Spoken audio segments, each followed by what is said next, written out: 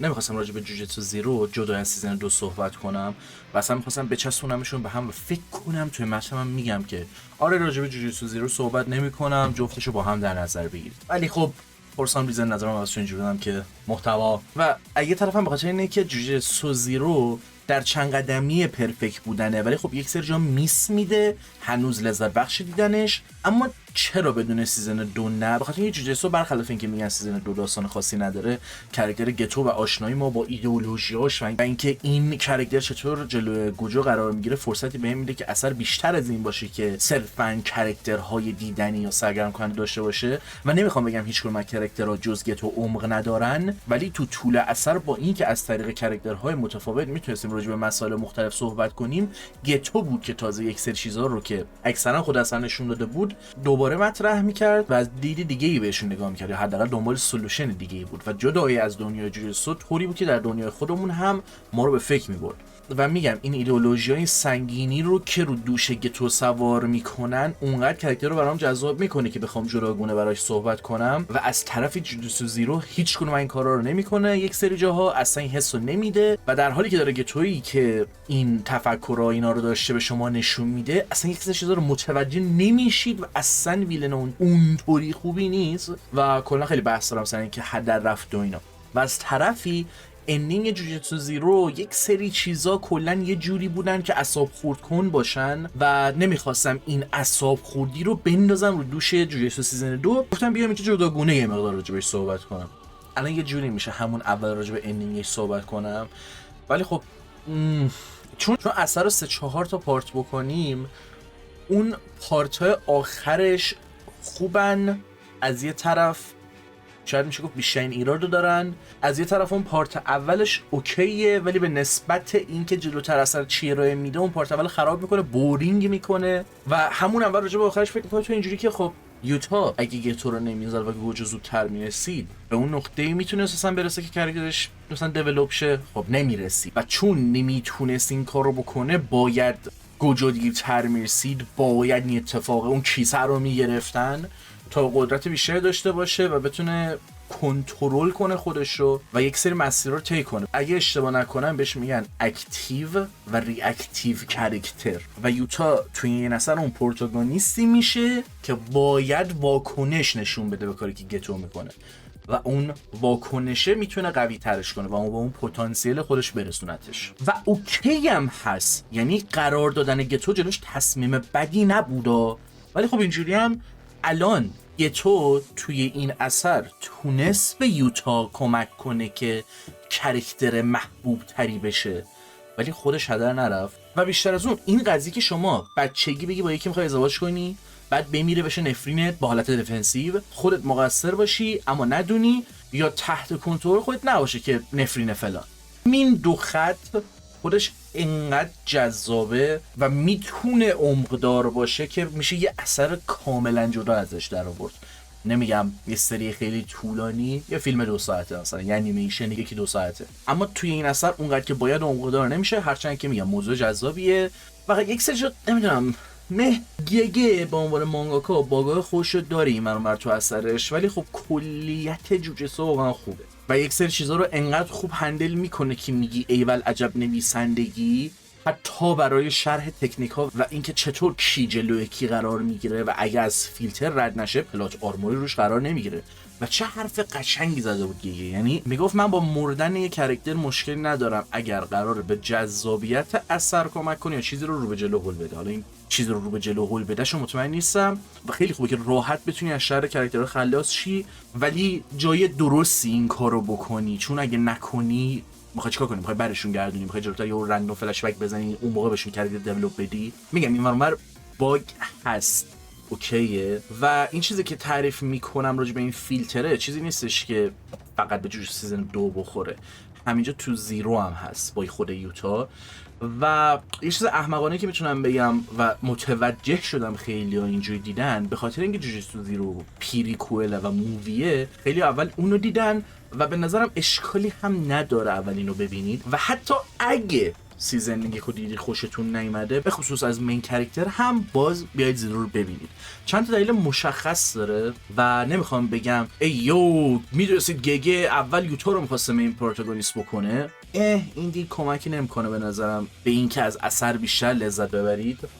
ولی یه چیزایی تو مانگا داره اتفاق میفته که نمیتونم بگم و اسپویل وحشتناک سنگینیه. حتی اگه بگم هم گیجتون میکنه و کلا میره سراغ مانگا، خراب میشه همه چی. پس اشاره کردن و صحبت کردن راجع به یک سری چیزا یکم واسم سخته، چون الان که میدونم چی داره میشه راجع به این اثر میخوام صحبت کنم، یه ذره یهو خودم متوجه نمیشم که دارم اون دیتایی که دارم و بهش اضافه یا کم میکنم کجا. ولی اینو میخوام بگم، نظر من راجع به جوجوتسو زیرو این نیستش که مشکلات سیزن 1 رو حل میکنه، چند نظر پروتاگونیست چه چیزای دیگه، و میگم زیاد برم توش بحث احمقانه میشه، اما کانتراست خوبیه مخصوصا در کنار سیزن 2 که در جا بهتون نشون بده آقا این سیزن 1 باگ داشت، باگاش گرفته میشه، چطور یک سری المان ها میتونن تو اثر اضافه بشن و چطور با دیدن سیزن 2 و جوجوتسو زیرو یک سری جاها رو که دوباره نگاه کنید از خودتون پرسید میگید باگ داشت یا از اول پلن این بود که همه چی دوچار تغییر بشه. هرچند که ما میدونیم که کلا گگه نویسندگیش چطوری، خودش راجع به این صحبت کرده که معمولا تم خاصی تو ذهنم نیست، همینجوری مینویسم و اصلا مانگا چطوری کار میکنه، ولی خب بد نبود که بهش اشاره کنم.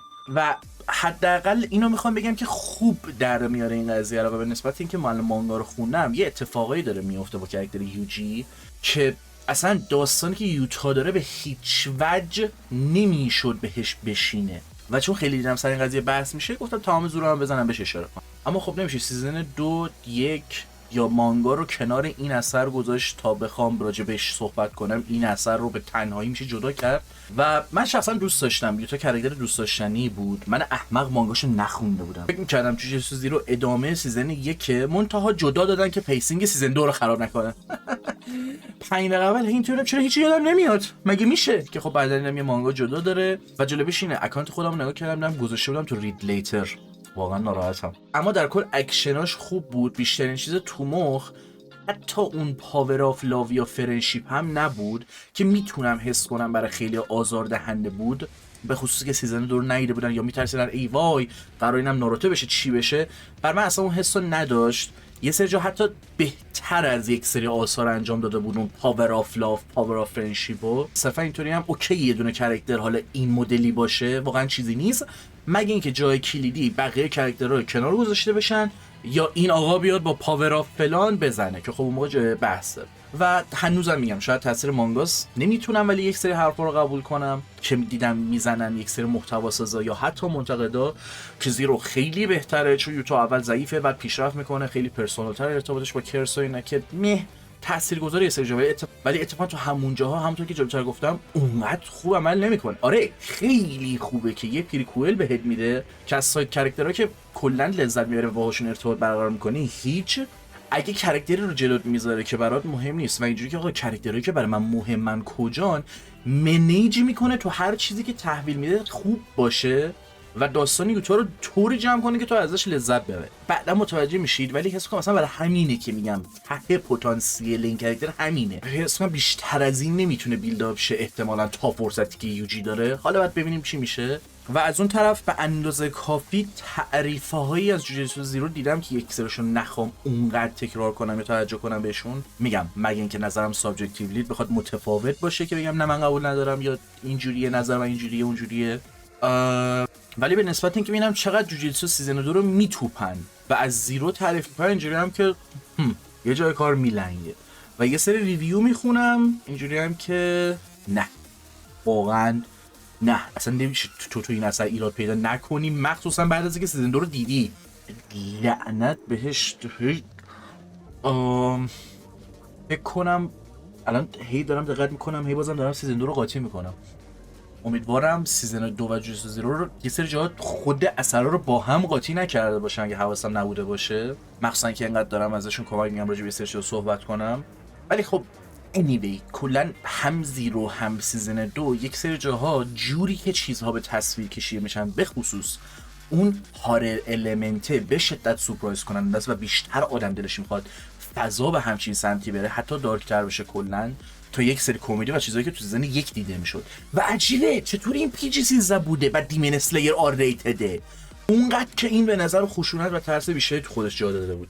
و راجع به کمدی بگم من از صمیم قلب استرول بود دیگه، استرول ها و کمدی های خوب، نمیگم همش، کمدی های خوب سیزن 1 رو دوست دارم، اما وقتی ببینم جوجوتسو چی میتونه باشه ترجیح میدم یک سری چیزا کامل حذف شن یا پیسینگ بهتری بگیرن، چرا که نه. و اگه اشاره کنم راجع به گتو هنوز صحبت نکردم یا کم صحبت کردم، چون نمیتونم این فکر نکنم که گتو چرا اینطوری شد، چرا اینجا اینجوری بود اونجا اونطوری فلان.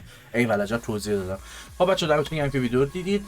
خدایا و اینو می‌خواستم بگم، بالاخره داستان باید یه اکتیو و ریاکتیو کاراکتر داشته باشه. اوکی، باید هدف رو به مسیر به یوتا بده، جذابم میکنه توی اون مید پوینت نریتیو اثر و به کمک کاراکترها رو سایت های مختلف اثر یا خود کاراکترها دست بذاریم، راجع به چیزای متفاوتی میشه صحبت کرد که حالا این جدا صحبت کردن رو کاری ندارم، ولی الان دقیقاً بیاید اون مانگا سیزن 2 یا حتی یکو مثلا بخیال شیم، خود زیرو به تنهایی نگاه کنی، پتانسیل هدر رفته نیست. اوکی، صرفا یه ویلنه که بیا جلو بگیم بده، به همه میگه میمون، ما میگیم اوکی حل داداش، شما ویلنی ما باید شما رو بزنیم. ولی وقتی شما همون 6 اپیزود اول مثلا سیزن 2 رو نگاه میکنی، کل تأثیری که تو کل مانگا رو نگاه میکنی، بعد میری نگاه میکنی میبینی این کلن تو اون سیزن 2 فرصت داشت یه ذره کاراکتر گتو واقعی وقت بذاره و دیولپش کنه.